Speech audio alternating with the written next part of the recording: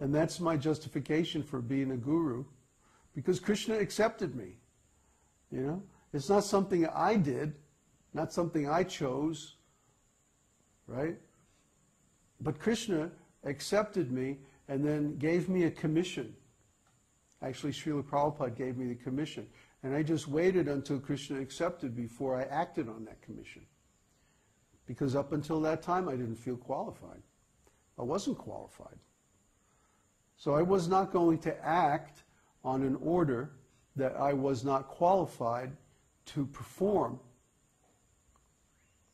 because I'm honest. I have that one quality, you know, that one bad, terrible quality that gets on everybody's nerves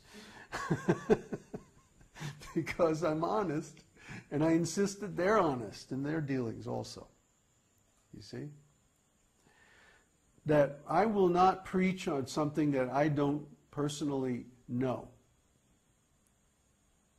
You know? So if Krishna consciousness, preaching Krishna consciousness means I have to preach about love of God, then how can I say I'm a guru if I don't have love of God? How can I say I'm a Krishna's representative in the parampara if I haven't been recognized by Krishna, if I haven't been accepted by Krishna? See, this is a fundamental dishonesty. That just because people want to occupy that position of guru and get all of the benefits and so on and so forth, then they take up this service of guru without the qualification. And so they become ridiculous. And we've seen this, some of these ISKCON gurus.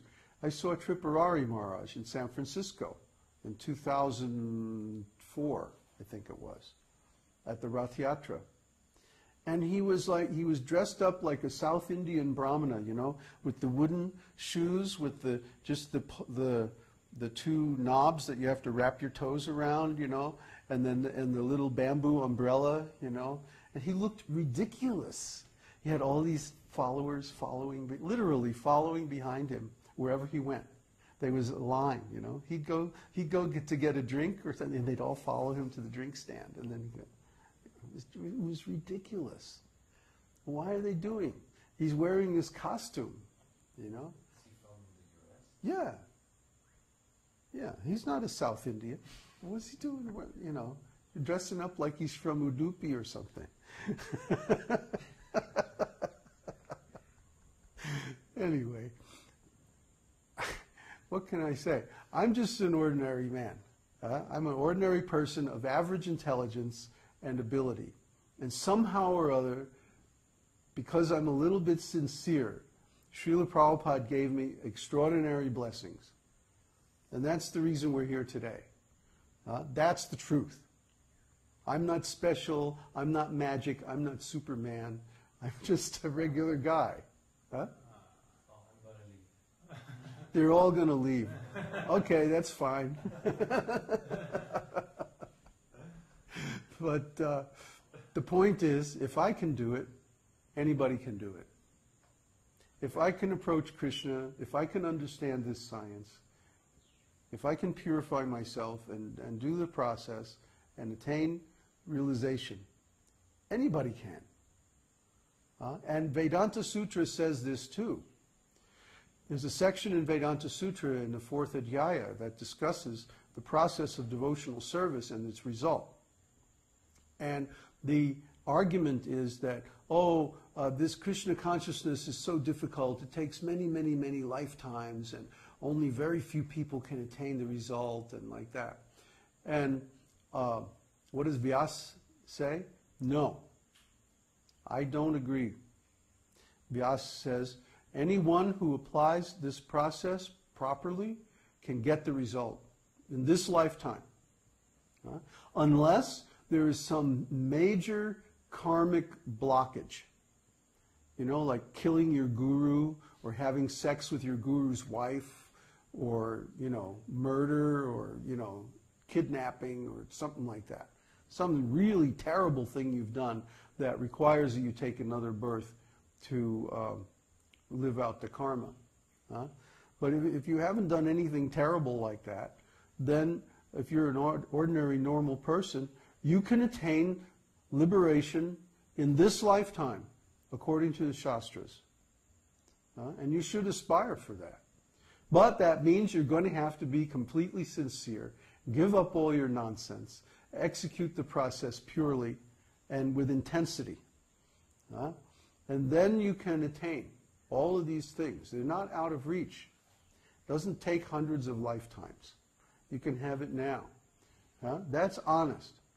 So I would like all of you to be honest about what you really want, where you're really at, and then perform the Vedic process that is appropriate to your desires, to your station in life, to your level of spiritual advancement.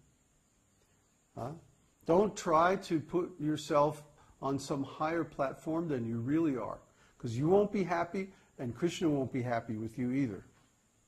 You won't get any result from your spiritual practices until you resolve those offenses. Take up the process that's appropriate.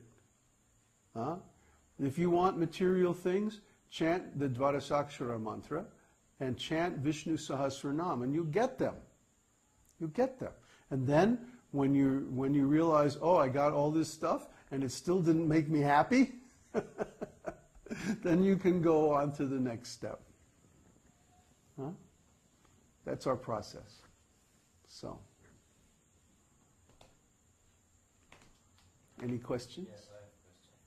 Okay. Speak up so the mic can pick you up.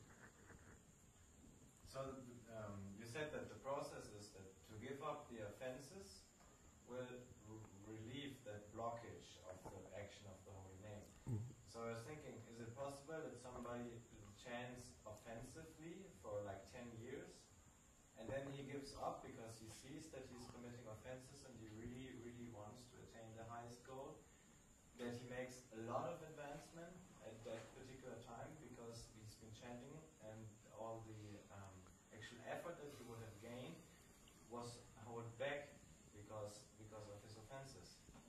So would he make a lot of advancement at that time because he would get all that? Yeah, I did that. I did that. I chanted offensively for a long time, and I didn't make much advancement during that time. And then when I gave up everything, all material activities, and just chanted the holy name purely, with no material desires or anything, then I made advancement very quickly, within a few months. But I don't recommend this. No, I just wanted to know technically. Technically speaking, it's possible. And if someone is caught in that mode of belief that, oh, we have to chant the Hare Krishna mantra because that's what Srila Prabhupada taught. Well, he also taught that you should give up all your material nonsense. See, Srila Prabhupada was teaching in the context of you join the temple, you live in the brahmachari or brahmacharini ashram, you get up at 4 in the morning, etc., etc. You see, you're in an association of very strict principles. That was the context in which Prabhupada was teaching. The context in which we are teaching is that everybody is scattered all over the world. We're reaching them through the internet. And we have no ability to create an ashram situation for you. Okay? We have a small ashram which is just for our close students. But for others, we have no ability to create, and we don't want to create so many ashrams and temples and have so many, students like that. Yeah, oh, get out of here. You will someday, but you'll have to make it yourself. Anyway, the process that you should be doing in that situation is very different from the process that you would be doing if you're living in a temple. So Prabhupada, what he was doing, it's just like when you take a plant, and you put it in you put it in a big pot with the finest, worm compost and and you put hydroponic feeding and special lights and everything, and you force the growth of that plant artificially. Huh? He was making a hothouse plant. Huh?